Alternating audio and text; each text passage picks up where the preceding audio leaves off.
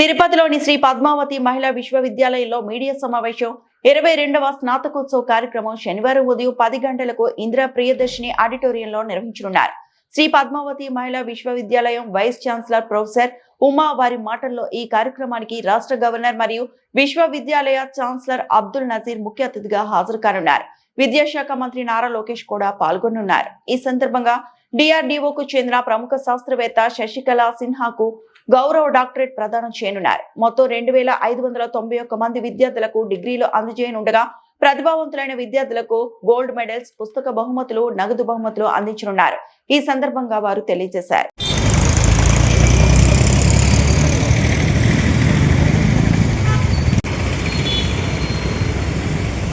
శ్రీ పద్మావతి మహిళా విశ్వవిద్యాలయంలో రేపు 7th March 2026న శ్రీ పద్మావతి మహిళా విశ్వవిద్యాలయం 22వ స్నాతకోత్సవం జరపడం చాలా గర్వంగా ఆనందంగా ఉంది. ఇది ఉదయం 10 గంటలకి మొదలవుతుంది. గవర్నర్ గారు ఎక్సలెన్సీ అబ్దుల్ నజీర్ గారు రావడానికి అంగీకరించినందుకు చాలా సంతోషంగా ఉంది.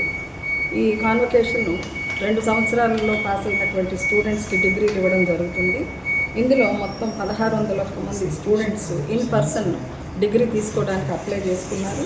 అదేవిధంగా 357 మంది ఇన్ అబ్సెన్షియా డిగ్రీస్ తీసుకుంటారు. రేపటి స్నాతకోత్సవంలో 102 గోల్డ్ మెడల్స్, 54 సైన్స్ విభాగాలకు చెందిన విద్యార్థినులకి, 39 social sciences, 9 engineering and technology స్టూడెంట్స్కి ఇవ్వడం జరుగుతుంది.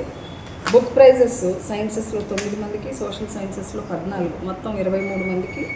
అదేవిధంగా క్యాష్ ప్రైజ్ సోషల్ సైన్సెస్లో 5గురికి, ఇంజనీరింగ్ అండ్ టెక్నాలజీలో 2కి, మొత్తం 7గురికి క్యాష్ ప్రైజెస్ ఇవ్వడం జరుగుతుంది.